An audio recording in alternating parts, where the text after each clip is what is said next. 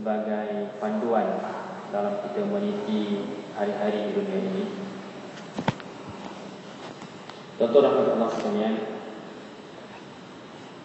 apabila seorang berjalan dalam gelap gulita, dia perlu kepada cahaya, dia perlu kepada obor untuk penunjuk jalan, supaya dia tak termasuk dalam gaul, tak termasuk dalam lopak, tak termasuk dalam semak dan sebagainya. Itulah ibarat perjalanan manusia dalam dunia ini. Kita berjalan dalam kegelapan, kita perlu kepada dua obor, dua cahaya. Sebelah kanan kita adalah Al-Quran dan sebelah kiri kita adalah hadis-hadis Rasulullah SAW. Sejauh mana kita dapat menyalakan cahaya ini, maka sejauh itulah terangnya jalan yang kita tempuh. Maka sejauh itulah kita tidak terjatuh ke lubang-lubang yang berbahaya. Manakala manusia yang tidak mau menghidupkan cahaya ini, yang berada dalam tangannya orang-orang Islam yang memegang cahaya ini, tetapi tidak mau menghidupkannya, tidak mau menyalakannya dengan nyalaan yang kuat, menyebabkan nyalaannya remang-remang, tidak terang, dan orang itu akan sekali-sekali terjatuh dalam lubang. Tuan-tuan rahmat Allah sekalian, panduan kepada seorang Muslim adalah Al-Quran dan Sunnah dalam segenap kehidupannya. Apa sahaja yang dilakukan, apa sahaja tindak tanduknya, apa sahaja yang dipikirkan, mesti berpandukan kepada Al-Quran dan Sunnah sebagai penerang kehidupan kita. Sejauh mana seseorang itu dapat memahami Al-Quran dan Sunnah dalam kehidupannya, maka sejauh itulah cahaya itu dapat menyala dengan baik. Jika seseorang tidak dapat memahami Al-Quran dan Sunnah dalam kehidupannya, maka kadang-kadang dia akan terjatuh ke dalam lubang. Kadang-kadang dia akan terbuat sesuatu yang dilarang oleh Allah Subhanahu wa taala. Maka pada malam ini kita sedang menyalakan, sedang memperkuatkan cahaya yang ada di dalam tangan kita. Semoga cahaya ini makin hari makin terang, makin hari makin terang, dan dapat menyuluh segenap kehidupan kita, yang dapat menjernihkan suasana kehidupan kita, dan kita tidak terjatuh dalam lubang-lubang yang telah digali oleh musuh-musuh Allah, yang telah digali oleh syaitan. Wal'iyadzubillah. Pada malam ini insyaAllah kita akan masih lagi dalam perbincangan sunnah. Dan sebelumnya suka saya ingin menyentuh sedikit tentang hijrah.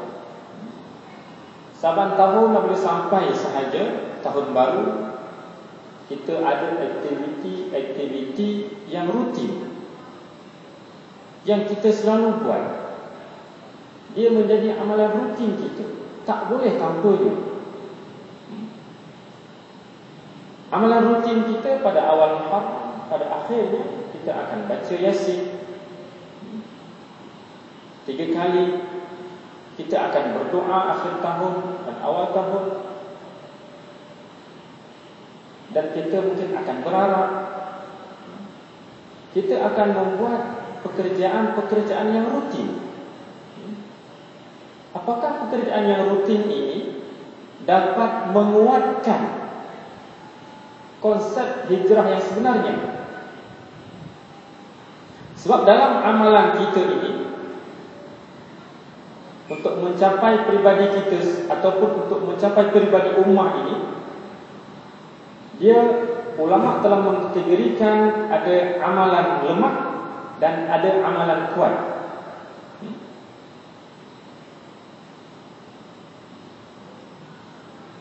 amal dhaif dan amal qawi. Yang mana setiap kita, setiap individu mesti melaksanakan amal qawi dahulu sebelum melaksanakan amal-amal dhaif. Sebelum melaksanakan amal-amal yang lemah ini, mesti melaksanakan amal yang qawi dulu. Apakah amalan-amalan rutin yang kita buat saban tahun,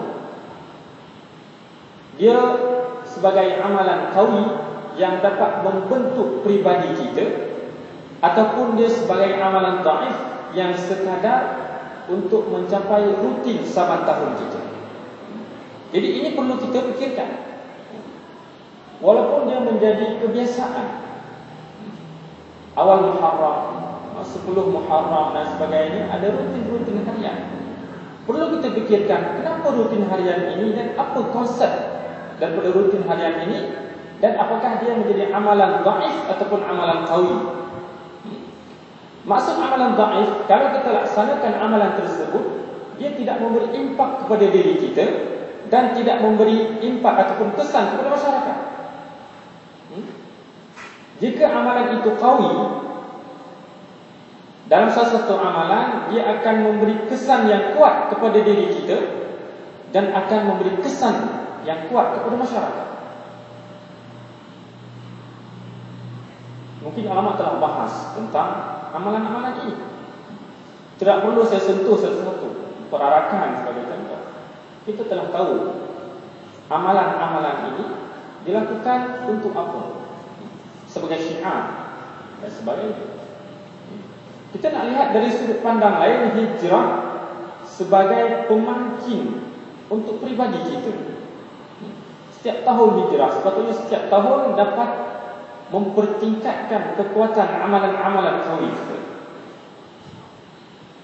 Ulama telah membahagi hijrah ini kepada 3. Ini secara umumnya, saya sebut secara umumnya, secara ringkasnya, bahawa hijrah Rasulullah SAW daripada Mekah ke Yasrib, ke Madinah. Yasrib nama lama kepada Madinah. Ini hijrah yang pertama. Hijrah dan para sahabat ke Yasrib ataupun ke Madinah, ini sebagai langkah ataupun untuk menyelamatkan akidah. Untuk menyelamatkan akidah Rasulullah dan para sahabatnya, untuk meluaskan medan dakwah dan membangun ummah. Titik permulaan pembangunan ummah dan titik permulaan kekuatan Islam apabila berpindah ataupun hijrah ke Madinah. Itu hijrah yang pertama. Hijrah yang kedua, hijrah umat. Hijrah umat sekarang ini, iaitu perpindahan daripada satu tempat ke tempat yang lain, yang mana tempat yang pertama susah seseorang itu untuk melaksanakan ibadah, tergugat akidahnya dan susah melaksanakan ibadah, maka dia berpindah ataupun hijrah ke tempat yang selamat, yang mana dapat membina imannya dan dapat dia melaksanakan ibadah dengan baik. Maka pintu hijrah yang pertama ni telah tertutup. Pintu hijrah kedua masih lagi terbuka dan kepada orang-orang tertentu sahaja. Ada negara-negara yang tak boleh nak amal ibadah.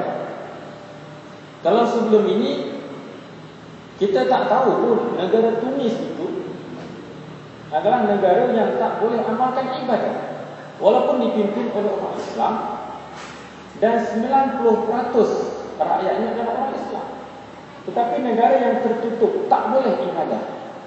Seseorang penjawat awam, jika dia sering salat Jumaat, bukan salat 5 waktu ni, sering salat Jumaat dan sering salat berjamaah di masjid, maka dia tak akan naik pangkat ataupun dia akan dibuang. Tidak heran kepada kita, negara yang kita rasa negara Islam, tetapi dia telah menyekat orang-orang Islam untuk beribadah. Maka telah ramai orang-orang Islam yang ikhlas untuk berjuang kepada Islam dan beramal, mereka telah berpindah. Orang Tunis ramai di Perancis, ramai di Eropah. Maka hijrah ini adalah hijrah yang pintunya masih lagi terbuka. seperti hijrah Rasulullah SAW, tapi dia ringan sedikit dari sudut untuk menyelamatkan akidah. Yang ketiga adalah hijrah hati dan akhlak. Ya, ini yang kita nak. Sebab hijrah ini memang real kepada kita. Hijrah hati dan akhlak, iaitu hijrah bentuk ini ialah perpindahan jiwa daripada yang buruk kepada yang baik. Perpindahan jiwa daripada buruk kepada yang baik, suci dan benar, atau perpindahan jiwa daripada yang baik kepada yang lebih baik, lebih suci dan lebih benar. Hijrah bentuk ini tidak kurang mulianya daripada hijrah bentuk pertama dan kedua di atas. Hijrah yang ketiga ini nilai yang perlu kita hayati. Satu tempat jika tidak membuat perarakan hijrah, tidak mengapa jika nilai hijrah ini dapat dirasai. Satu tempat jika tidak membaca amalan-amalan tertentu, tidak mengapa jika konsep hijrah ini dapat dirasai. Sebab ini amalan qawi, amalan yang kuat, dapat membentuk seorang, dapat membentuk pribadi seseorang, dapat membentuk masyarakat. Ia merupakan penerusan bagi ikatan perjanjian di antara seorang hamba dengan Allah Subhanahu wa taala, agar hidupnya sentiasa dalam keadaan bersih dan mengamalkan akhlak terpuji sebagai bukti kepada kebenaran iman. Jika seorang dapat menghijrahkan hatinya kepada yang baik, dan daripada yang baik kepada yang lebih baik, maka inilah hijrah yang sebenarnya. Hijrah yang dituntut oleh Islam, hijrah yang dituntut oleh Rasulullah SAW. Hijrah sahabat dan Rasulullah ini daripada Mekah ke Yasrib, walaupun dilihat sebagai perpindahan jasmani, namun ia mengandungi nilai-nilai perpindahan hati. Ada dua di situ. Sebab itu kalau kita dengar cerita tentang hijrah Rasulullah ini, kita mesti mengambil apa dia punya pengajaran dari situ. Kalau kita lihat penindasan orang-orang Mekah kepada umat Islam ini, penindasan dari sudut jasmani dan dari sudut jiwa, mereka telah menyiksa. Dan perpindahan Rasulullah dari Mekah ke Madinah ini, walaupun kita lihat jasmani, Rasulullah pergi, jasad dia pergi ke Madinah, jasad dia, tetapi dia merupakan perpindahan akhlak pada kesucian, keikhlasan dan kebenaran. Kita lihat para sahabat, apabila mereka pindah ke Madinah, mereka telah membentuk akhlak jiwa dengan sahabat-sahabat di Madinah. Al-Ansar, Al-Muhajirin dapat disatukan. Ini bermakna perpindahan ini dapat membentuk kekuatan, dapat menyatukan hati. Orang Mekah ni dia berkuat-kuat, orang Madinah pun berkuat-kuat. Jadi orang di Mekah pun susah nak disatukan dengan orang Mekah, dan orang Madinah susah nak disatukan dengan orang Madinah. Tetapi Rasulullah SAW dalam hijrah ini, konsep hijrah ini dapat menyatukan bukan sahaja orang di Mekah dengan di Mekah dan di Madinah dengan di Madinah, tetapi dapat menyatukan orang Mekah dengan Madinah. Sehingga dalam sejarah kita baca dan kita dengar bahawa orang Ansar kata, wahai kaum Muhajirin, kami ada dua bidang tanah, satu untuk kami dan satu untuk kamu. Jadi catatan sejarah dalam dunia ini dapat mengubah prinsip seseorang itu daripada hak dia bagi kepada orang lain. Tidak ada. Kerana apa?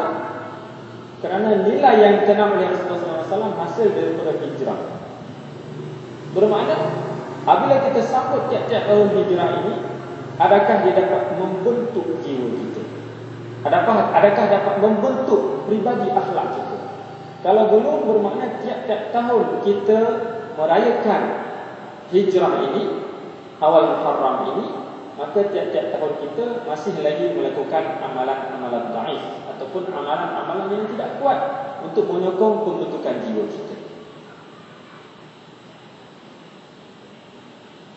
Tuan-tuan hadirin hadirat rahimakumullah, sebenarnya hijrah ini walaupun kita tak terasa sangat, ada setengah masjid buat perayaan, setengah masjid ada buat ceramah makna hijrah, buat forum dan sebagainya. Tetapi itu untuk mengisi kekosongan, untuk memberi keinsafan sementara sahaja kepada masyarakat. Keinsafan yang berkekalan lahir daripada dalam kita. Jika sesebuah badan bergerak atas alat di luar, apabila alat tersebut tiada, dia tak boleh bergerak. Robot, kita cabut bateri dia, tak boleh gerak dah. Sebab dia bergerak atas benda luaran. Setahun sekali ceramah luaran, kita tak mau. Kita nak ceramah itu masuk dalam diri kita, menjadi penggerak dalam diri kita, bukan robot. Penggerak dalam diri kita, kita boleh menggerakkan diri kita ni dengan kekuatan dalaman kita. Tak perlu sokongan luar macam robot tadi, perlu bateri, tak perlu. Ini yang kita nak, kita perlu semai sedikit demi sedikit. Kita baca balik tentang hijrah Rasulullah SAW dan kita renungi, bukan setakat sejarah dia. Tuan-tuan kalau boleh baca buku sirah, sejarah ini dan pengajaran dalam kehidupan.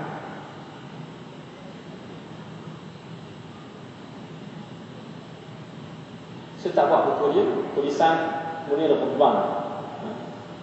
Buku ini dia buku sejarah daripada Rasulullah SAW, tapi dia bawa ke dalam kehidupan. Apa pengajaran setiap ni? Apa pengajaran yang perlu kita ambil untuk menjadi panduan dalam kehidupan kita? Sejarah ini memberi panduan untuk kita bergerak, terutama orang-orang Islam yang mana panduan dia Rasulullah SAW. Itu sedikit, insyaAllah kita sambung pembahasan tentang bab mayat. Kita sampai kepada, kalau tak salah saya, muka surat 86. Betul? 87. Kita mula 87. Yang ada buku tayamum bagi mayat di waktu tak ada air. Tak ada air. Kes tak ada air ataupun mayat itu tak boleh kena air. Sama juga dengan kes orang yang tak boleh kena air dan tak ada air. Jika tidak ada air, maka hendaklah mayat ditayamumkan berdasarkan firman Allah Subhanahu wa taala. Falam tajidu ma'an fatayammamu. Hadis ini Al-Quran, ayat Al-Quran ini dia umum. Dia bukan untuk mayat sahaja, untuk orang yang hidup. Jika kamu tidak memperolehi air, maka hendaklah bertayamum. Bertayamum. Kita nak salat tak ada air, ataupun ada air tak boleh kena air. Kata-kata dia tak boleh kena air selama seminggu. Kalau orang tak belajar, selamatlah. Selamat, tak boleh sembahyang, tak payah sembahyang. Orang lelaki tak ada cuti. Jadi kena tayamum. Sebab dalam hadis disebut ju'ilat liyal ardu masjidan wa tahura. Dijadikan tanah bagiku sebagai masjid dan untuk membersihkan. Orang Islam ni tidak ada istilah tak ada tempat sembahyang. Tidak ada istilah tidak ada alat nak wuduk. Tidak ada istilah. So dalam tanah ini, kalau siapa belajar sains, tanah ni walaupun dia nampak kotor, dia pembersih. Lebih bersih daripada sabun lagi. Kalau kita kena najis tangan, guna sabun ni, dia akan hilang kerana bau sabun itu, bukan bau najis itu. Tapi kalau tanah, dia akan hilang bukan kerana tanah itu berbau wangi, tapi memang dia akan dihilangkan oleh tanah. kita datang daripada tanah. Al-Quran menyebut bahawa jika kamu tidak memperolehi air, maka hendaklah kamu bertayamum. Makna ada ulama mengatakan dia bukan untuk bersuci. Tayamum ni bukan ganti bersuci macam kita wuduk bersuci, tetapi dia sebagai ta'abbud. Ini sebagai ta'abbud. Sama juga kalau hadas besar. Hadas besar kita tengok tak jumpa air, macam mana? Kena tayamum dulu. Bersih ke? Bersih. Sebab dari sudut ta'abbud dia telah sampai. Maksudnya ta'abbud, apa Allah suruh kita buat, itu ta'abbud maksudnya. Ta'abbud.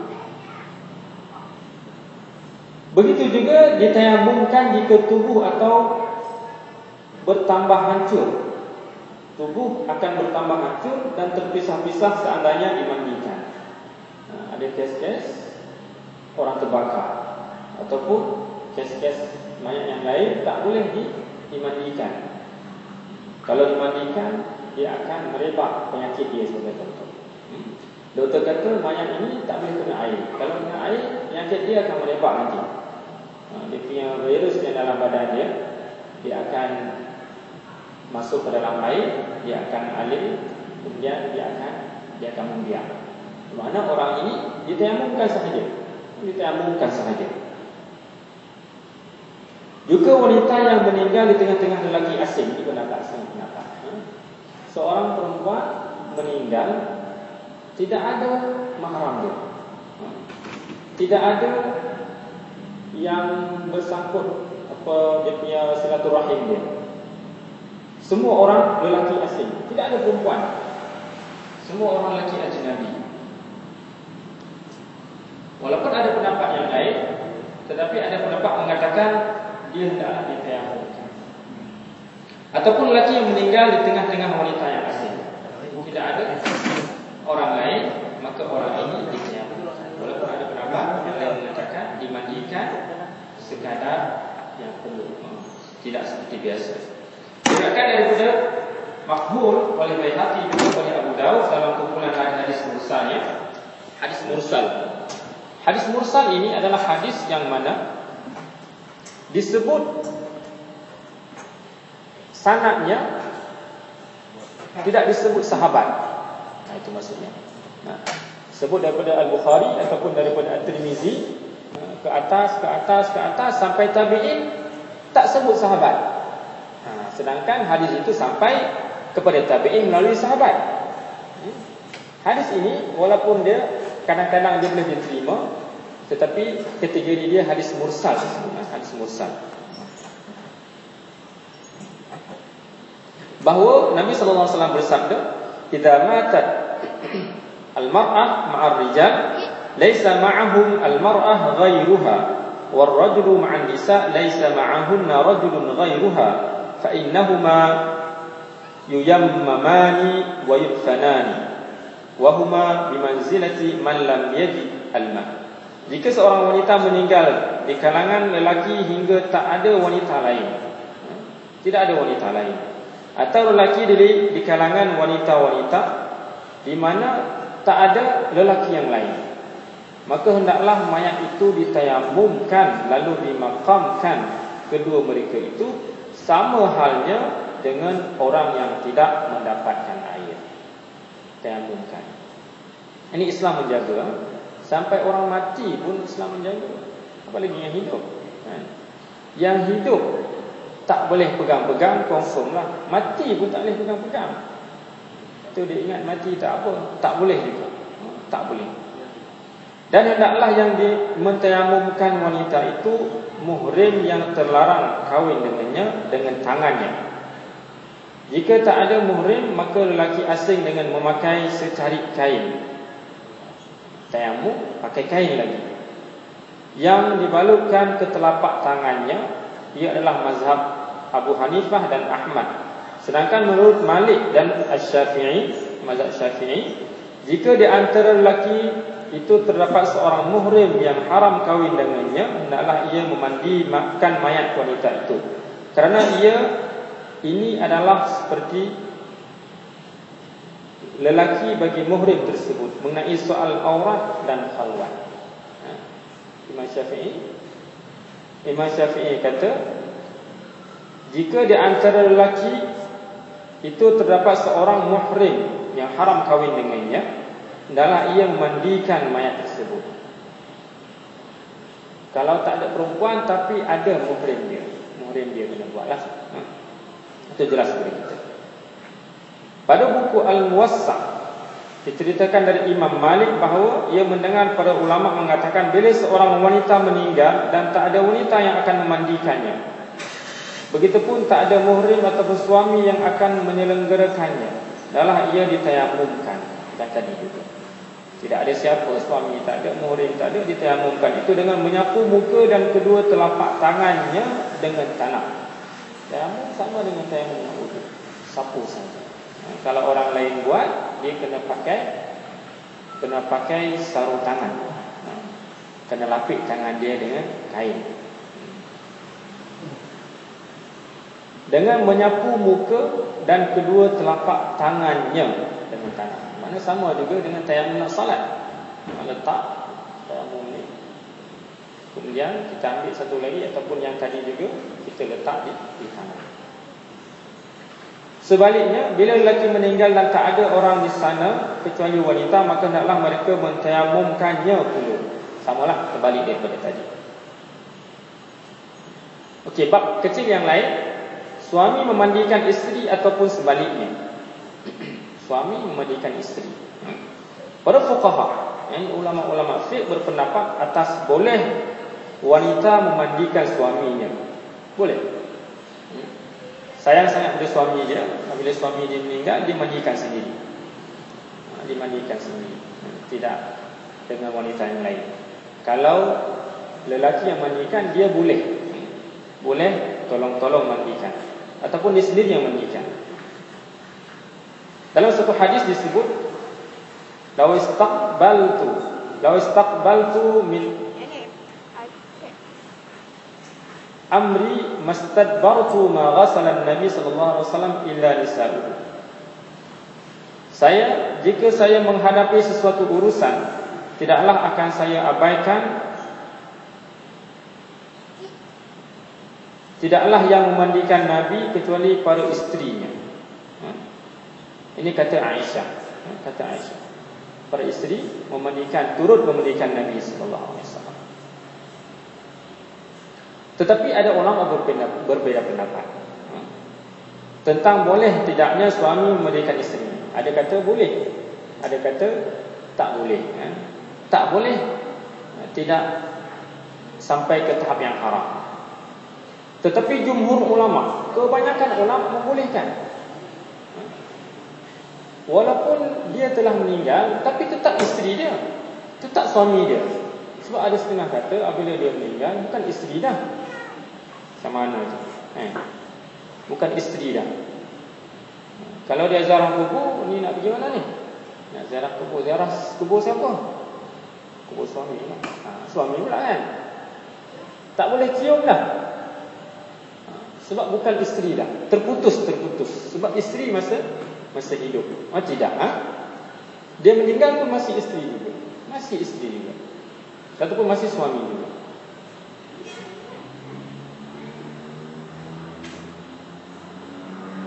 Kebanyakan jumhur membolehkannya berdasarkan riwayat Daraqutni dan Baihaqi bahawa Ali memandikan Fatimah, anak Rasulullah. Fatimah ini dimandikan oleh Ali juga kerana sabda Rasulullah sallallahu alaihi wasallam, "Lau mutti qabli la ghasaltuki wa kafantuki." Ini Aisyah. Riwayat Aisyah ni, Rasulullah kata, seandainya kamu meninggal sebelumku, Rasulullah kata, kalau kamu Aisyah meninggal sebelumku, tentulah saya akan mandikan dan saya akan kafankan kamu. Mana bolehlah tu? Mana boleh. Tetapi golongan Hanafi, mazhab Hanafi, ini kita perluas sedikit, tuan. Sebelum ni saya telah sebutkan bahawa pembelajaran kita ini, kita akan melihat pelbagai sudut dan membaca pelbagai pendapat, untuk meluaskan kita punya pengetahuan. Golongan Hanafi berpendapat tidak boleh suami memandikan isteri. Tak boleh. Imam Syafi'i kata boleh. Jumhur ulama kata boleh. Hanafi kata tak boleh. Seandainya tak ada orang kecuali suami, seandainya tak ada orang kecuali suami, hendaklah ia mentayamumkannya. Mana kalau seorang suami meninggal dan tidak ada lelaki lain, isteri tak boleh mandikan, tak boleh uruskan, kena tayamumkan. Imam Syafi'i kata boleh. Hanya hadis-hadis tersebut mematahkan pendapat mereka. Kita baca hadis tadi dapat mematahkan pendapat golongan Hanafi tadi, pendapat Hanafi. Wanita memandikan anak kecil, budak-budak lelaki lah maksudnya. Boleh tak boleh? Berkata Ibnu Munzir, semua ulama yang dikenal telah ijma'. Ijma' ni sepakat. Ijma' ni kalau kita belajar sama ada ijma' qaul ataupun ijma' sukuti. Pendapat itu disebut ijma', tetapi ulama tidak duduk satu tempat membincangkan pendapat tersebut. Tetapi semua ulama dia tidak membantah pendapat itu. Itu disebut ijma' sukuti. Contoh satu kampung ada seorang ulama, tiap-tiap kampung ni tidak membantah perbuatan tersebut. Itu disebut ulama ini telah menyepakati pendapat tersebut, sebab dia tak bantah. Manakala ijma' yang lain ini dia kumpul, semua ulama setiap-tiap kampung ni kumpul, ataupun setiap-tiap negara kumpul, bahas satu bab. Boleh tak boleh MLM? Contohlah, itu contoh saja. Boleh tak boleh MLM? Maka mereka bincang punya bincang. Ijma' ulama mereka tak sepakat kan, mengatakan bahawa MLM boleh jika begini. MLM tak boleh jika begini. Itu ijma' qauli mereka menyebut.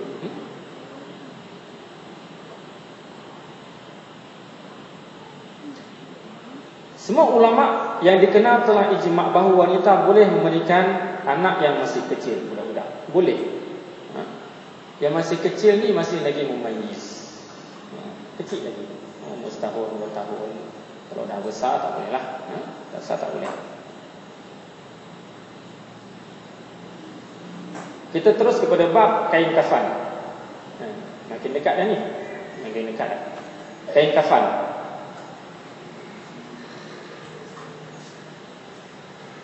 Mengkafankan mayat dengan apa sahaja yang dapat menutup tubuhnya, walaupun hanya sehelai kain. Itu pada dasarnya. Pada dasarnya kita hanya menutup anggota mayat tersebut dengan apa sahaja kain ataupun apa sahaja yang dapat menutupi dasarnya. Tetapi jika ada kain yang elok ataupun kain yang putih, itu menjadi keutamaan. Bukan kain elok maksudnya sutra. Hukumnya adalah fardu kifayah. Fardu kifayah. Diriwayatkan oleh Bukhari dari Khibah radhiyallahu anhu, ceritanya, hajarna ma'a Rasulullah sallallahu alaihi wasallam lan tamisu wajha Allah fa waqa'a ajruna 'ala Allah. Faminna man mata lam ya'kul min ajrihi syai'an. Minhum Mas'ab ibn Umair qutila yawma Uhud falam najid ma nukaffinuhu illa burdatan idza ghattayna biha ra'sahu kharajat rijlahu wa idza ghattayna rijlaihi kharaja ra'suhu fa amarna an-nabi sallallahu alaihi wasallam an nughatti ra'sahu wa an naj'ala 'ala rijlaihi min idkhir. Ini hadis menunjukkan bahawa para sahabat mereka ini tidak ditutupi dengan kain putih ataupun kain yang sempurna. Kami hijrah bersama Rasulullah SAW dengan mengharap keredaan Allah. Nampak? Kalau disebut hijrah ni mengharap keredaan Allah. Sebab ada hijrah ni kerana yang lain. Hijrah kerana wanita, maka didapatlah wanita tersebut. Maka tentulah akan kami terima pahalanya daripada Allah. Itu para sahabat. Kerana di antara kami ada yang meninggal sebelum memperoleh hasil. Sebelum dapat kemenangan ini, sebelum mendapat kekuasaan ini, ada sahabat yang meninggal. Maksudnya mereka berhijrah bukan kerana yang lain, kerana Allah. Mendapat hasil dunia sedikit pun juga. Misalnya Mus'ab bin Umair. Mus'ab bin Umair ni cerita dia sangat famous sekali. Dalam peperangan Uhud, masya-Allah. Mus'ab bin Umair ni dia anak seorang jutawan. Mus'ab bin Umair.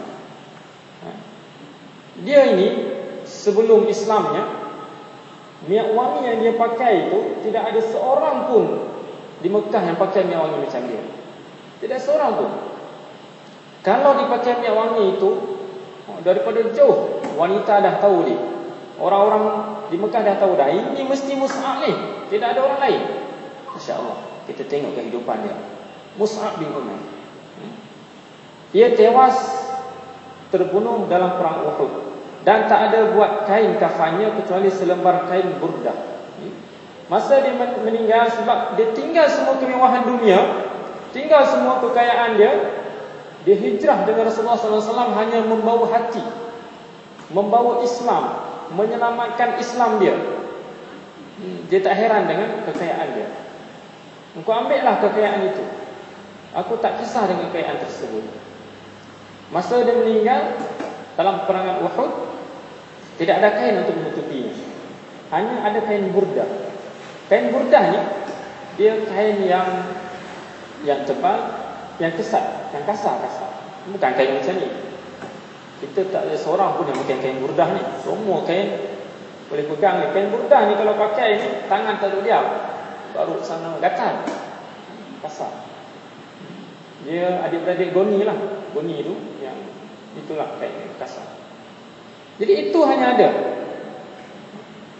Letak atas badan dia tak sampai. Tutup kepala, kaki nampak. Tutup kaki, kepala nampak. Dan tak ada buat kain kafannya kecuali selembar kain burdah. Jika kepala yang ditutup, akan terbukalah kakinya. Dan jika kakinya ditutup, maka terbukalah kepalanya. Maka Rasulullah menyuruh kami buat menutupi kepalanya dan menaruh rumput ikhzir pada kedua kakinya. Ambil rumput, ambil daun-daun kayu, tutup kaki. Masya Allah. Seorang yang sangat kaya, apabila meninggal ini, kain untuk kafan pun tak ada. Bermakna tidak kisah dengan kain itu. Yang penting menutup. Itu maksudnya. Hal-hal yang diutamakan mengenai kain kafan ini disunatkan hal-hal berikut. Hendaklah bagus, baik. Kain kafan itu baik, tapi tidak mahal. Tidak kain mahal, tidak kain sutra. Bersih dan menutup seluruh tubuh berdasarkan hadis yang diriwayatkan oleh Ibnu Majah daripada Abu Qatadah, juga oleh Tirmizi yang menyatakan sebagai hadis hasan. Idza wali ahadukum akhahu falyuhsin kafanahu. Jika salah seorang di antaramu menyelenggarakan kedua saudaranya, hendaklah ia memilih buat kain kafan yang baik. Kita tak ada masalah ada sekarang ni kan, sehelai, 3 helai, 5 helai, tak ada masalah dah. Hendaklah putih warnanya. Ini sunat, baik, tidak koyak, putih, itu sunat. Berdasarkan apa yang diriwayatkan oleh Ahmad dan Abu Daud daripada Ibnu Abbas, ilbisu min siyabikum al-bayda ya, fa innaha min khairi siyabikum wa kaffinu fiha mautakum. Pakailah di antara pakaian-pakaianmu yang putih warnanya. Pakaian putih ini pakaian yang disebut oleh Rasulullah SAW dan baik. Karena itu merupakan pakaian yang terbaik, dan kafanilah dengan itu jenazah-jenazah kamu. Ini kain putih. Alhamdulillah lah, kita dah buat dah sunat kain putih. Kalau disebut kain kafan ni memang terlintas dalam kepala kita, memang kain putih, tak ada kain lain. Hendaklah yang ketiga, hendaklah diasapi dengan kemenyan. Beri asap kemenyan. Kalau orang Arab dulu dia pakai minyak wangi, tak pakai minyak wangi macam sekarang. Dia ada kayu ud. Kayu-kayu ni dibakar, dia letak di atas asap tersebut, dia akan bau dekat kain. Kita bagi wangi lah.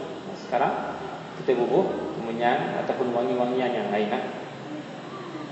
Berdasarkan hadis yang diriwayatkan oleh Ahmad dan Jabir, idza ajmartum al-mayyit Fa'ajmiruhu thalathan. Jika kamu mengasap mayat ataupun memberi wangian kepada mayat, maka berilah wangian 3 kali. Witr. Kena ganjil. Dan Abu Sa'id Ibnu Umar, Ibnu Abbas mewasiatkan agar kain kafan mereka diasapkan dengan kayu cendana. Kayu cendana. Kayu cendana tu kalau sekarang harga dia tinggi. Kalau dulu kayu cendana mudah dia dapati, sekarang dia tinggi sebab dia pasaran. Orang-orang Eropah ni dah tahu dah kayu cendana ni. Mereka ambil, mereka jadi ekstrak yang wangi. Kena wangikan dengan kayu cendana. Yang keempat, bagi lelaki-lelaki hendaklah 3 lapis, sedang bagi wanita 5 lapis. Itu sunatnya. Dasarnya selapis. Bagi lelaki hendaklah 3 lapis, bagi wanita adalah 5 lapis sunat. Kufina Rasulullah sallallahu alaihi wasallam fi thalathati athwabin bidin suhuliyatin judadin laysa fiha qamisun wala imamah. Nabi sallallahu alaihi wasallam dikafani dengan 3 helai kain putih mulus, kain putih yang tidak ada corak-corak, kain putih yang tidak ada apa bentuk-bentuk lah, putih terus putih.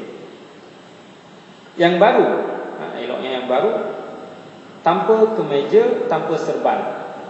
Ini kena ingat ni, serban tidak ada. Pakai serban. Setengah ni orang apa kafan mayat ni pakai serban. Dia buat serban elok bagi pakai. Tak payah pakai pun tak apa. Kita nak menipu dia kenapa?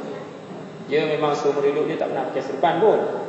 Kita mati kita pakai serban. Lagi malaikat tengok, dulu tak pakai pun. Tidak begitu maksudnya. Tak payah pakai. Tak payah pakaikanlah maksudnya. Kalau kan Rasulullah ni dia pakai serban, tapi mati tak pakai serban. Tidak dibagi serbankan kepada dia. Kita ni hari-hari tak pakai serban, mati kita pakai serban. Tapi kalau yang pakai serban tu tak boleh jugalah. Tak payah pakai maksudnya. Mana tidak berlebih-lebihan. Apa yang dituntut itu sahaja buat. Dituntut 3 helai. Tidak berbaju. Tidak berbaju, tidak berserban. Berkata At-Tirmizi, hal ini menjadi amalan bagi kebanyakan ulama dan kalangan sahabat, juga bagi lain. Amalan. Kalau kita duk buat pakai serban, kemudian kita duk buat kursus kepada anak-anak kita pakai serban. Kita buat kursus kepada anak-anak muda yang memandi dalam kafan mayat ni, kita buat kursus pakai serban, yang generasi pakai serban. Seolah-olah itu menjadi satu amalan.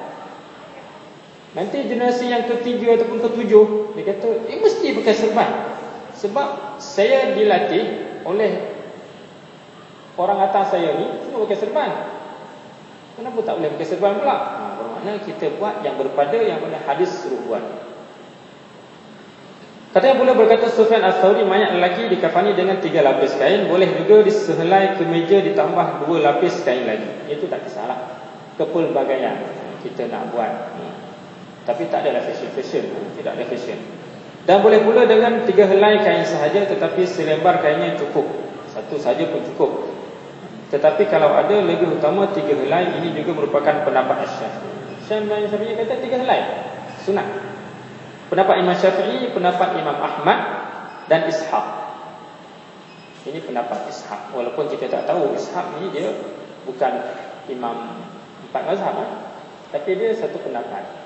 Yang kita tahu adalah 4 sahaja imam mazhab ni, tetapi dia banyak lagi. Lebih daripada 10 pendapat-pendapat ini. Yang besar sekali adalah 4. Dan kata mereka mengenai wanita hendaklah dikafani dengan 5 helai kain.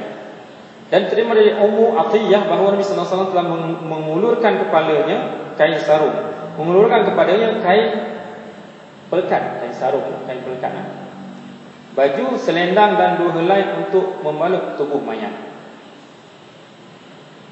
Berkata Ibnu Munzir, kebanyakan ulama yang kami kenal berpendapat bahawa wanita itu dikafani dengan 5 helai. Ini menunjukkan bahawa sunat 5 helai itu dan bagi perempuan dan sunat 3 helai bagi lelaki. Seterusnya, mengkafankan mayat orang yang sedang ihram. Tadi bukan dalam ihram. Jika seorang yang sedang melakukan ihram meninggal, ia dimandikan dengan sebagai lainnya, sama juga yang bukan ihram dan dikafankan dengan pakaian ihramnya. Pakaian ihram. Ini jelaslah. Kalau Mekah ni tiap-tiap hari ada orang meninggal. Sekali waktu semayang tu mungkin 5-6 orang yang meninggal. Dia terus dibalut dengan kainnya, kain kafan dia, kain ihram dia. Yang seterusnya, melebihkan dalam kain kafan, makruh. Tidak boleh nak lebih-lebihkan. Mentang-mentang kita kaya, banyak duit, beli yang mahal sekali. Memang orang lain tak dapat kain macam ni. Import punya ni, Itali punya. Dan melebihkan helai tidak boleh. Bukan setakat tidak boleh, tapi dia makruh. Berbangga-bangga, tidak boleh. Ini keluarga lah, keluarga. Si mati tak tahu dah. Hendaklah kain kafan itu kain yang bagus, tapi tidak terlalu mahal harganya, ataupun sampai seorang itu memaksakan sesuatu yang di luar kemampuan. Kalau tak mampu paksa, tak boleh. Orang mampu pun tak boleh juga. Sebab apabila orang mampu buat, 2-3 orang mampu buat, orang tak mampu nanti dia tengok, dia buat macam tu, saya aku buat macam ni tak kena pula. Dia pun nak ikut. Tidak boleh. Islam ni, dalam Islam ni, nak hidup susah, nak mati, nak hidup senang, nak mati pun senang. Sangat senang. Ada setengah orang Kristian, dia dapat hidayah kerana dia tengok orang Islam mati. Itu saja. Dia dalam orang Cina, dia dalam agama dia, dalam budaya dia ni, kalau seorang mati itu siaplah 10,000, 5,000 confirm kena ada. Dengan pemukul muziknya, dengan duk tabur kertasnya, dengan duk macam-macam, dengan kerandanya, masya-Allah. Dia lihat memang sesuatu yang di luar kemampuan, nak mati. Apabila dia tengok, dia pergi kepada kawan dia yang Islam, dia tengok pegumian kafan ditayar satu persatu, dia kata tidak ada. Kain kafan, kain 5-6 ringgit, kemudian dengan keranda yang biasa, tak habis pun sampai 1,000. Dia kata ini sesuatu yang fitrah, sesuatu yang memang fitrah. Inilah yang sepatutnya. Dia pun masya Allah, asyhadu an la ilaha illallah. Kalau kita nak melebih-lebihkan yang Islam tak suruh, bukan setakat dia makruh, tapi dia akan menutuplah pintu-pintu hidayah kepada orang lain. Kita lihat Islam ini, amalan dia sangat-sangat indah dan sangat-sangat mudah, dan akan menarik orang lain kepada Islam. Berkata Imam Asy-Sya'bi, Ali karamallahu wajhah mewasiatkan, janganlah kamu berlaku boros menyediakan kain kafanku nanti. Imam Ali dia siap-siap pesan, kalau aku mati nanti, jangan kamu mubazir tentang kain kafanku. Karena saya dengar Rasulullah SAW berpesan, la tughalu fil kafni fa innahu yuslabu salban sari'a. Janganlah kamu berlebih-lebihan dalam memilih kain kafan, kerana ia juga takkan dapat bertahan lama. Takkan bertahan lama. Nak pilih kain yang paling baik pun 2-3 hari habislah. Ulat akan makan. Balut itu hanya untuk mayat sahaja, untuk memelihara mayat, kemuliaan mayat sahaja, bukan untuk yang lain, bukan untuk yang lain. Dan Huzaifah memesankan pula, janganlah kamu berlebih-lebihan dalam menyediakan kain kafanku. Berilah sahaja buatku 2 helai kain yang kuat, Dan kata Abu Bakar, cucilah pakaianku ini dan tambahlah 2 helai lagi, lalu ambillah untuk mengkafaniku nanti. Ini Abu Bakar. Dia pesan nasihat, ini kain untuk kafan aku. Ujar Aisyah ini sudah usang. Aisyah kata ini dah tak elok dah ni, dah usang dah kain ni. Kata Abu Bakar pula, orang yang masih hidup lebih layak untuk peroleh yang baru daripada orang yang mati. Insya-Allah. Yang baik ini bagi orang hidup sahaja, orang mati ni bagi yang usang-usang tu tak apa. Itu maksudnya. Bermakna bukanlah kita nak tunggu usang baru nak balut, tidak. Bermakna tidak boleh berlebih-lebihan. Abu Bakar masya-Allah, orang hidup dia kata lebih layak untuk pakai yang baru. Kain kafan daripada sutera tidak boleh. Keduanya haram bagi umatku lelaki, tapi bagi wanita dibolehkan. Ada pembahasan kain kafan, kemudian kain kafan dari harta modal sendiri itu ada perbezaan. Kemudian daripada harta orang lain pun ada perbezaan. Kemudian kita terus kepada menyembahyangkan. Sedikit kita sampai kepada pembahasan menyembahyangkan. Saya tak banyak pembahasan-pembahasan seterusnya.